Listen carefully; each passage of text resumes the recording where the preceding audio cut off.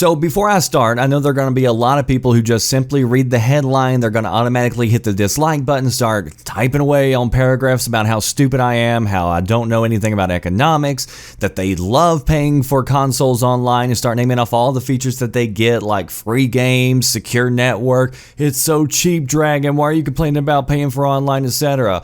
But before you do, I'd encourage you to actually watch the video and listen, because you might end up looking a little silly, because all of those are straw man arguments that have nothing to do with one simple fact. You should not have to pay for online multiplayer, period. And I'm going to explain it all. I'm even going to take the common arguments that are always thrown at me, and I'm going to dispute them. So I'm not calling for an end to PlayStation Network or Xbox Live, and I'm actually going to give you plenty of reasons to keep paying for that. So this isn't a bashing consoles video, this is an ideas video, because both platforms offer many more benefits besides the one that we're going to focus on primarily, which is online multiplayer. So a little brief history about how we got here. Xbox Live, been around since 2002. It actually didn't launch with the original Xbox. Some people don't realize that, but I've been around a long time, much longer than I like to admit.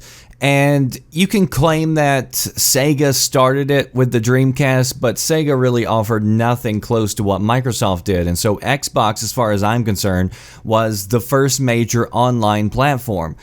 And I've been with the service since launch. That's how I grabbed my gamer tag, The Red Dragon. I didn't have to put a bunch of X's or numbers in my name because I was there at launch. And when it launched, it was truly something revolutionary. Something nobody else could offer. And in those days, I mean, think about it, most of us were still on dial-up.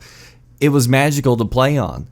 And because it was so new, because it was so unique, it was truly something worth the price of subscription.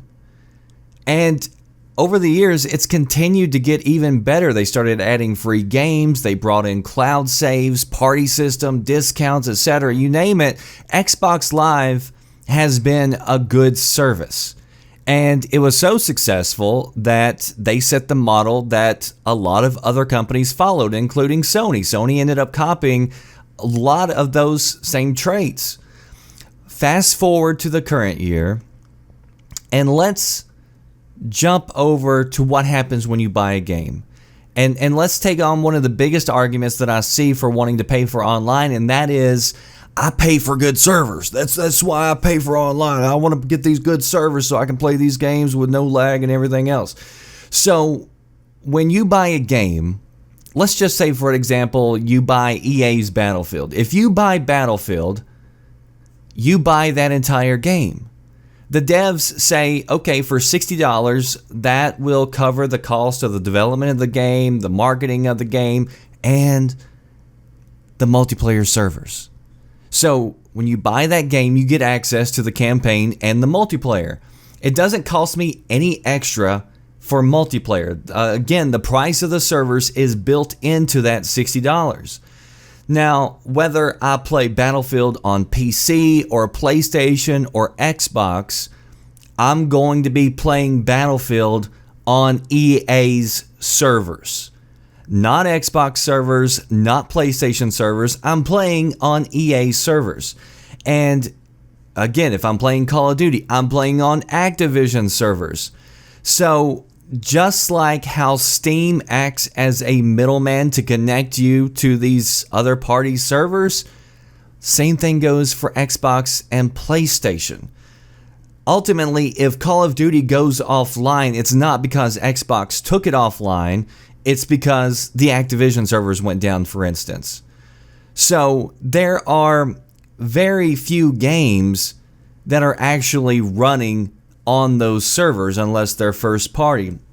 So some people are convinced that they're paying for multiplayer on consoles because Xbox or Sony needs that money for all the servers the games are playing on. That's just not true. It's not true. Again, very few games are actually played on the Xbox or PlayStation servers, not unless it's first party or published by one of the companies.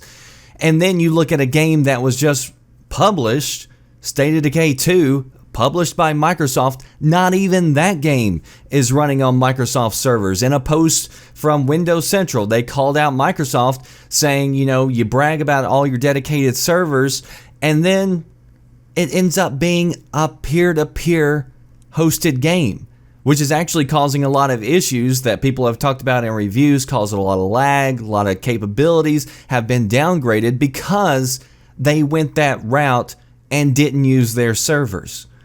So the argument that you pay for multiplayer for servers to play games, complete myth. PC actually has more games that offer dedicated servers than consoles do, and they're not paying for it. Some games let you pay for dedicated servers, but most, they're just there.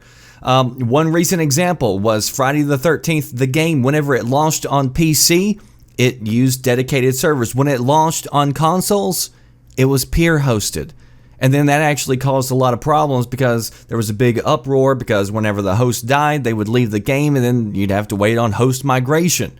And so even if you say, well, Dragon, I'm not talking about, playing on the game servers, which a lot of people are, but even if you're one of those people who actually kind of knows and understands how it works and you say, well, I just want the service to be up, even that doesn't make a whole lot of sense as far as a strong argument, because I see more stories about Xbox Live and PlayStation Network going down than I do Steam, for instance, which again is completely free. Not that I need to tell anybody that.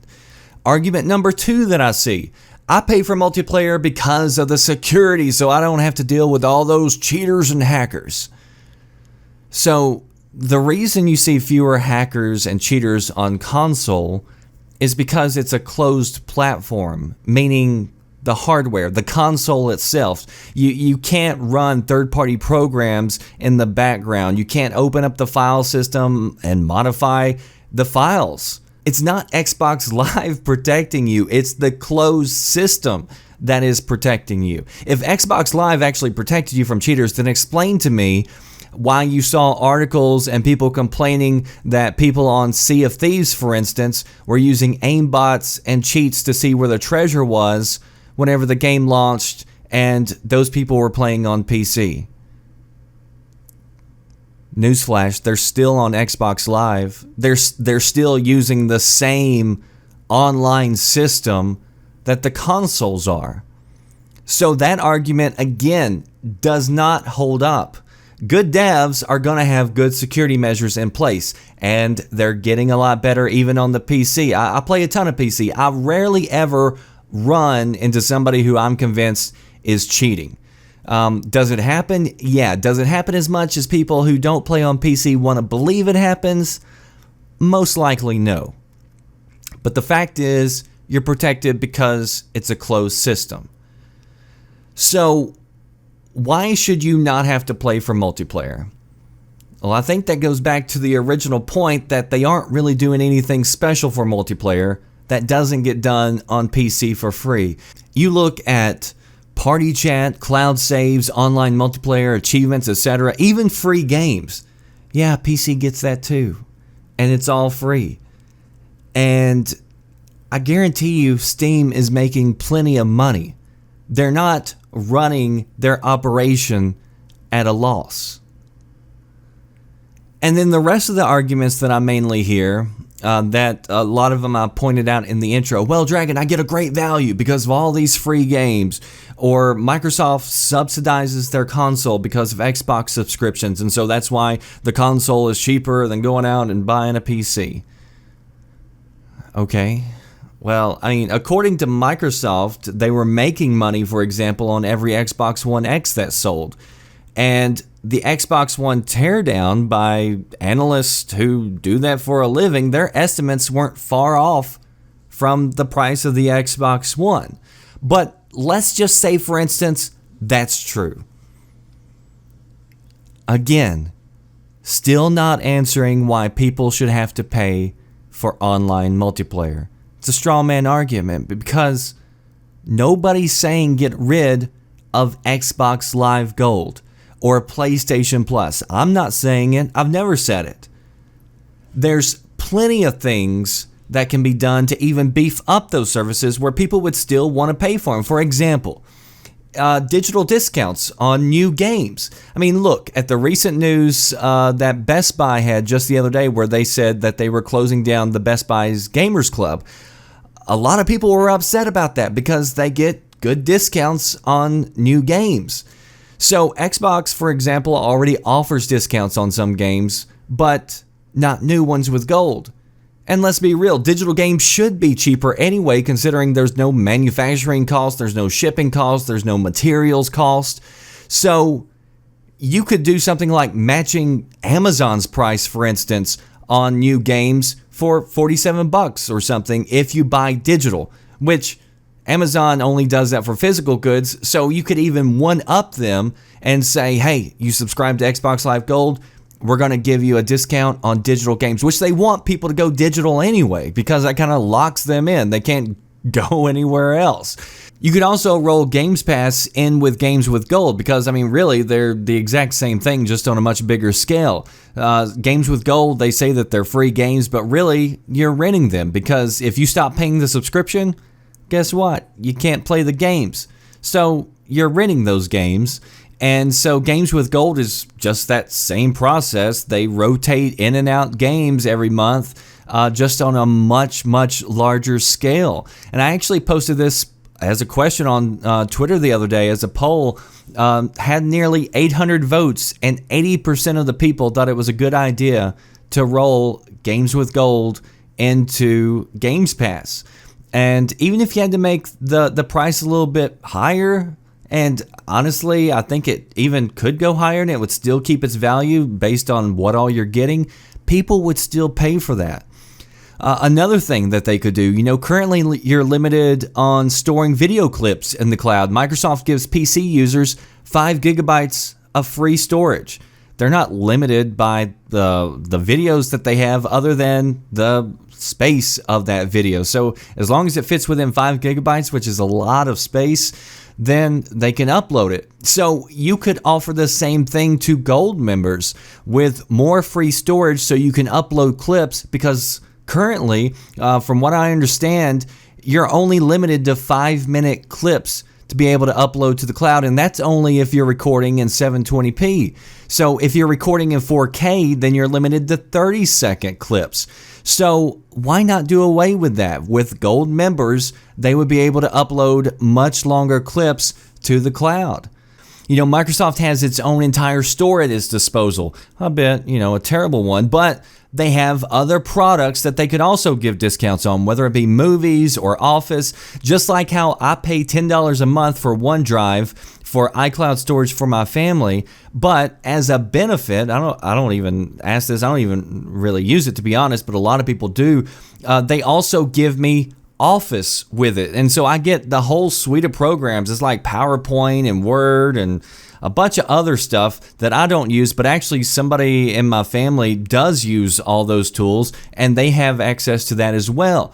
So the point is, with all this, there is still a lot of reasons for people to pay for Xbox Live Gold. And people would still pay for Xbox Live Gold. And again, there's many options that could even beef up the reasons for people to join in and pay. None of this is going to make Microsoft go broke. You're not going to have every single person with Xbox Live Gold cancel their subscription if they did the right thing and made multiplayer free. That's just insane to think that would actually happen. And if you do believe that everybody would cancel their subscription if online was free, then you're basically admitting that you're forced to pay for online multiplayer because Microsoft has you by the balls, and that the service really isn't offering you all that value that people talk about. But I tend to think that it does offer value, and that's why people would continue to pay. And then the question happens, what if they did make it free? Well, it means more people are going to use it. I get that it isn't expensive, but I can tell you, and I'm sure probably a lot of you also have stories of friends that you have lost contact with throughout the years because their families ran into really rough times. And, when it comes to choosing priorities, Xbox Live wasn't on the priority list. And so they couldn't get online to play, and we lost contact. They couldn't play, and that was that. So if you make it free, everybody who bought a console can enjoy the console. It means more people are going to be using it. And what that means is more possibilities of making future sales, more income. You got more people on your system. You got more people looking at the store to see what new games are coming out this week. You got more people that you join up with and you're really good friends with. You want to get the same game that they're going to get. You want to get that DLC. You have more people using the platform. There's more opportunities to actually make a sale. So I don't see how this could be negative for Microsoft. It's definitely going to help their percentage of Xbox Live usage users that they like to point out. So they always talk about how Xbox Live users are up. This would definitely bring it up. It's certainly not going to bring it down. It's not going to have a negative impact on usage.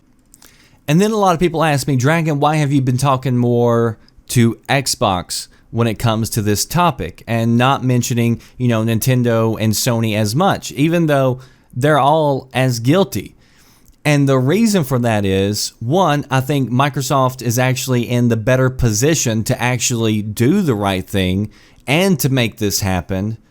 And then two, Xbox is the only platform that already offers all of this for free.